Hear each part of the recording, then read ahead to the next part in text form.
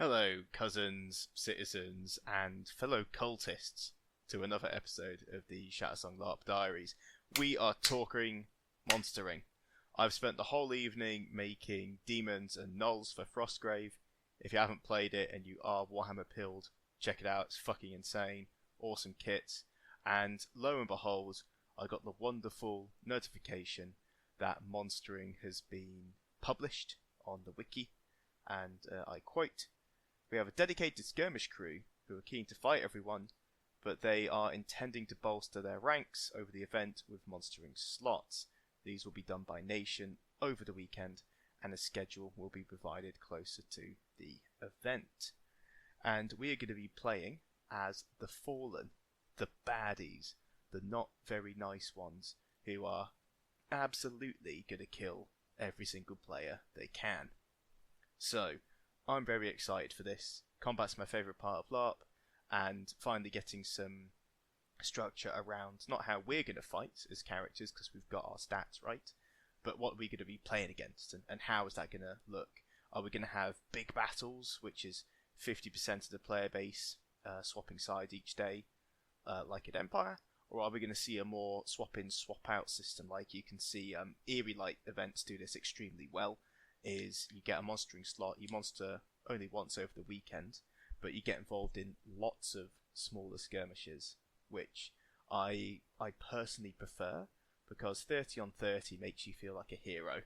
1000 on 1000 is epic, but sometimes it doesn't matter how good you and your unit are, you can't do anything. So let's see what's going to happen at Menhirs Fate. First of all, what is monstering? For those of you who don't know, it's a term that means playing the enemies, and normally in a combat sense.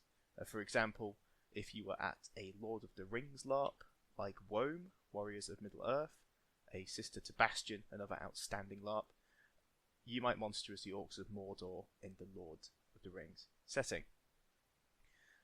Monstering, specifically player monstering, is a key part of LARP, as it helps keep fights challenging and fun by providing players more enemies to fight than often the amount of players at a game will outnumber the skirmish crew alone. So if you've got 1,000 attendees, then you're only going to have 50 to 100 crew.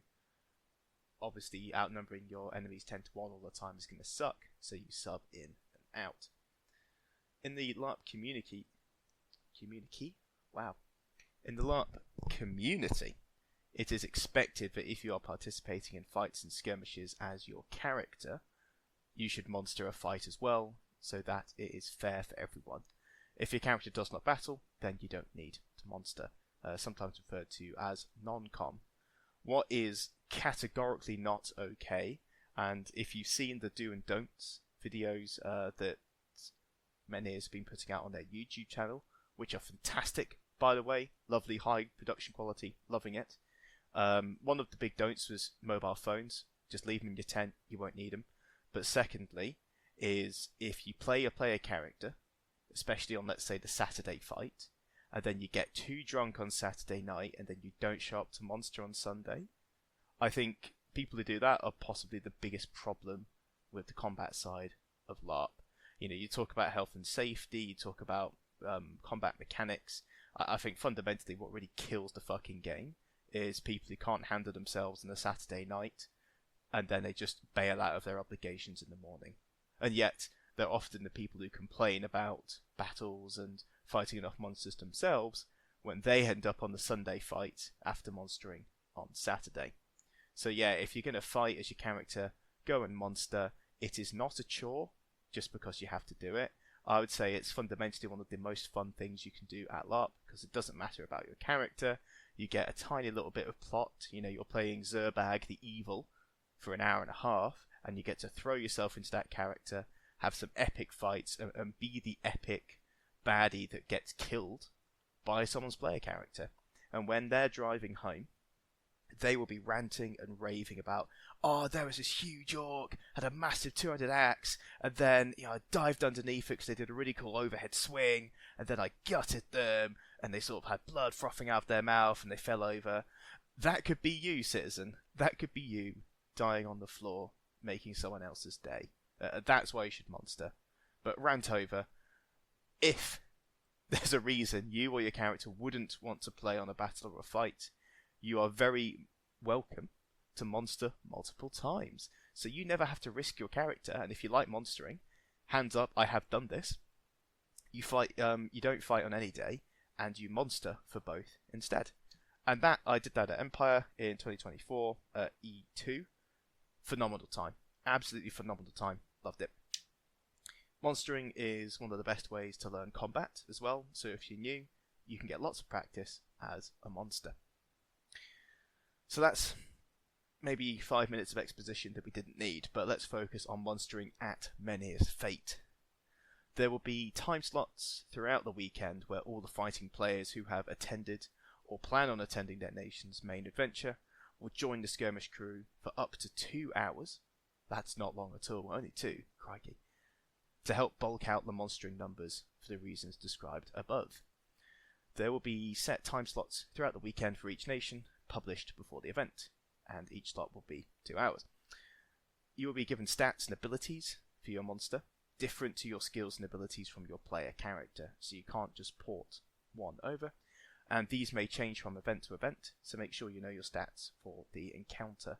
Empire do this with big whiteboards as you go through the monster tent. I'm sure we'll see something similar. There may be some low combat roles, including utility magicians or healers, but these will differ from faction to faction, well, factions of the enemy, and will be limited in number. So speak to the skirmish leader if you have those kind of requirements or requests. The one requirement we will not be able to help with is if you cannot get hit by LARP weapons. This is unavoidable. Thank you, Menhirs Fate, for spelling out once again that LARP is a combat sport, and you're going to get hit. Fantastic. The players will play a couple of different roles, supported by the full-time skirmish crew, who will act as commanders. Make sure you listen to skirmish leaders on these encounters. They are there to look at the big picture of how to make the fight the most fun it can be. There will also be respawn points, where if your monster has died, wait a bit on the ground, put your hand in the air after 30 seconds or minutes or whenever the combat has moved on, and then that signifies that you're out of character. You sort of point it straight up like you're asking a question in class, and then you stand up and then go to that space designated by the skirmish crew. If in doubt, ask. It's very much like paintball. The goal of monstering at Menhirs Fate should not be to kill the players, but to represent the enemies to the best of your ability and provide the most immersion for those players you are fighting against. React and give them an awesome game, and they will do the same for you when you are fighting them. I think that's actually, that last sentence there, again, this is clearly ILARP influenced, but I think this is actually something that's not said enough, is that perhaps you should act as a role model for the kind of monsters you would like to face. So each time, as a monster, you say, well, actually, you didn't quite rend me there, or crush me here, or this isn't heavy armor, it's light armor, actually. Just imagine someone doing that to your player character when you're playing your hero. That would suck. And when in doubt, take the hits and be dramatic about it. I think in regards to killing players, everyone who's monstering would like to. I'm making a very broad assumption here. I think most people, when they monster, they'd like to get a player, But it's not about, haha, cool, we outnumbered you 10-1 and beat the snot out of you. They kind of want it to be, a even fight, and they win through strength of arms, and maybe one of the players heroically holds the line while their friends gets out of there, and we will beat the snot out of that player, but there's a good narrative end point to that beating. We don't want to just ambush them and kill them all. We want to ambush them, down a bunch, let the others sort of react to an ambush and then fight you off perhaps, or maybe you kill 6 of them, or maybe you take some hostages or whatever, but having a total party wipe isn't the intention. So, what do you actually need to bring to Monster? First of all, yourself. Come ready to have some fun. We will always endeavour that both volunteers and players will have fun in these battles, and we can't wait to have you. Part 2 is basic base layers, so come in basic kit. So tunic, trousers, maybe like a jacket, a jerkin, any armour or weapons you might want to use, bring them as well. I'm not sure what the colour scheme is going to be like for the Fallen. I imagine it's going to be black, since this is a colour-based game and the evils are probably, black robe wearing dudes. I'm guessing we haven't got the information yet. But turning up as an evilish kind of person, if you've got that dark, dirty armour, those brutal-looking axes and maces, that kind of stuff, that's going to be nice and scary. You'll also be asked to bring kit that's relevant to the faction you're monstering as. So we covered the 4 gods in the previous episode. I imagine they might have some trappings or perhaps some colours or themes to them. So we had the war and battle god. I imagine they're going to have lots of heavy armour, for example, and swords and shields because they're born for a fight. But then the ones that are, I think that was like a more like a sycophant god. It's all about your personal reputation and having other people adore you. You might be lightly armoured as skirmishers, as a broad example. The Menhirs Fate team will provide some basic kit for players who are monstering, but you are more than welcome to bring your own and refer to the faction look and feel for suitable kit. Oh, I've just seen a link at the bottom. We will be covering that in this episode. Hot damn. Right, final part.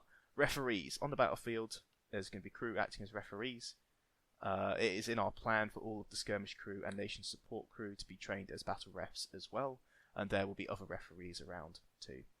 If you have any out-of-character problems in the battlefield, please do not hesitate to find a ref, and always remember the player down call for when an injury, which is now a character one, has occurred. If a referee tells you to do something out of character, please make sure to follow their instructions. It's likely for your safety and benefit. The most often is, please don't fight here, because whilst you have a helmet on and you can't see something, the referee has seen a particularly large hole right next to your ankle that will break your ankle if you were to step in it. So it's like a game of rugby. Respect the referee and do what they say. Right, the Fallen look and feel. This is actually a genuine surprise. Fuck yeah. Okay. The Fallen are the 4 factions of the corruption. Within the chill grasp of the Fallen, all who succumb to its influence undergo a grim transformation, driven by unrelenting hunger, greed, and a desperate need to hoard whatever they cherish. Whether in life or death, servants of the Fallen manifest a pervasive cold, physical, emotional, and spiritual effect that reflects their master's domain. The bulk of the Fallen's forces are made up of converted members of Elandra, and as such, the clothing they wear reflects this. Alongside the clothing from the 9 realms, the Fallen are often seen wearing frost blue with silver accents, accompanied by black underlayers, always embellished with the symbol of the silver hand and little frosty details to make their allegiance clear. They know what they believe is right. Menhirs will provide blue tabards for players monstering as the Fallen, although players are more than welcome to build your own kit. Inspiration includes Wrath of the Lich King and those kind of Death Knights. Frost blue tabards with a silver hand with splayed fingers is the iconic kit, and frosty details as mentioned above. Roleplay. The crowned of the Fallen are covetous above all else, and they have sacrificed their humanity in return for the promise of endless plenty to add to their bursting treasuries. They display their opulence, but their fixation is on keeping hold of their wealth, and it is through gritted teeth that any of them begrudgingly allow even a single coin or grain of wheat to pass from their control. The lands under their occupation are controlled by want, strict rationing, crippling taxation, imposed debt, and merciless enforcement. And we've got some examples of the colour palette, so it's greys and blacks as we talked about a few minutes ago, but silvers and blue, I was totally wrong about reds and stuff. Pale sky frosty blues with silver trimmings and like the hand symbol. It's not quite it's very much a handprint. Imagine like a bloody handprint, but white instead of red. Okay, roles available to all players. There are several different types of enemies in Elandra amongst the Fallen. First of all is a recruit. So a Fallen recruit is a fresh convert or conscript, someone who has just been turned or coerced into serving this cold deity's cause. They still retain much of their nation's physical garb and fighting style, but icy motifs and a hungry, greedy edge now colour their actions. Whether they hail from Avero or Hammerstad, they obsess with securing what the Fallen craves. Most players when monstering will be recruits. This is a much easier look to do because it uses your nation's kit, or if you would like, another nation's kit. So your look is visibly retaining your cultural attire, but with frost and subtle icy sigils. You're always going to be wearing a belt tag or tabard to signify your Fallen allegiance. So basically, if you go to a charity shop and get like an icy blue scarf or something, whack that on, you're good to go. I really like this actually. 5 out of 5 monstering, because for, let's take Jotun at Empire, right? You bring red stuff and heavy armor, but if you're in Navarre where you wear medium/light and you wear greens and browns, it's basically another whole kit. You I don't say have to bring, because you don't have to bring it, but you should, or it will enhance your monstering experience should you do so. But in this, it's explicitly part of the game that the kit you show up with for the weekend is the same for your player character and for your monster, apart from perhaps a little scarf you've got to tuck in a pouch. So that is some good golden stuff. Right, second rank, dedicated. In life, these individuals sought to preserve their comfort, wealth and status at all cost, fearing any change that might take it away. Upon dedicating themselves to the Fallen, their obsession was twisted into a cold resolve. The world must remain as they like it, no matter the price. Clinging onto old grudges and possessions, they see anyone carrying better gear or appearing more successful as a direct threat to their future. Their eyes gleam with jealousy, scanning the battlefield for trophies to seize and claim as their own. So their look is old-looking, tattered but well-maintained clothing, and may carry small pouches of valuables, or they often wear multiple stolen trinkets from fallen foes, often wearing medium armor, a one-hand weapon and a shield, or dual wielding. Okay, so that's like basic line infantry, and medium infantry. I like that shields are in here. That's good. Having like monsters with a shield battle line makes them a lot tougher than a bunch of ambidextrous fighters. And then just popping back to recruit, weapons and armor is as befits the nation. Cool. Alright, so we're going to get a lot of variety. A drudge. Fallen drudge, or druge. It's D-R-U-D-G-E. So I'm going to say drudge. Fallen drudge are the mortals who have succumbed entirely to the wintry grasp of the Fallen. Their bodies are ice cold, locked in an unending cycle of mindless need for warmth and things they miss in life. Many of these souls desperately hoarded food, wealth or comfort, and now death has twisted that obsession into an endless need.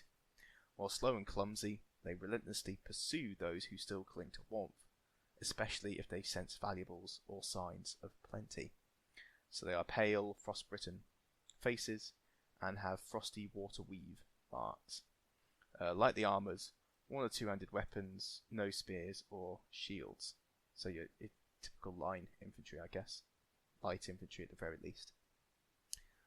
Other roles amongst the Fallen. So amongst the Fallen, the people of Alandra have seen other types of beings as well, and they call them the Crowned.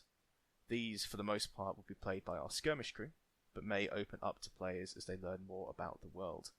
These will be more senior roles amongst the Fallen, with long proven commitment and strength in leading the corruption against those who resist it.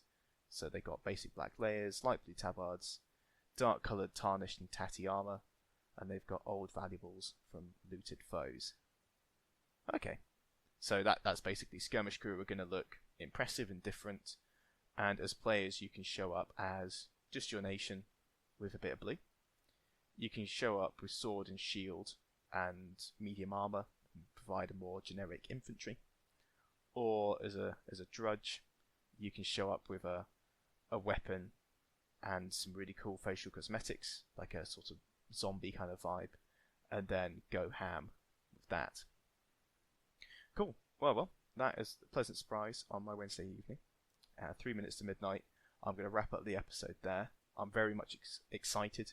I think I've been ooming and ahhing over whether to be on the crew side of things for Menhirs or to play as Urdreven, and seeing these kind of things come out from monstering is pushing me towards the crew. But at the same time, I think either way you go with this is going to be a lot of fun. So until next time, citizens, see you then.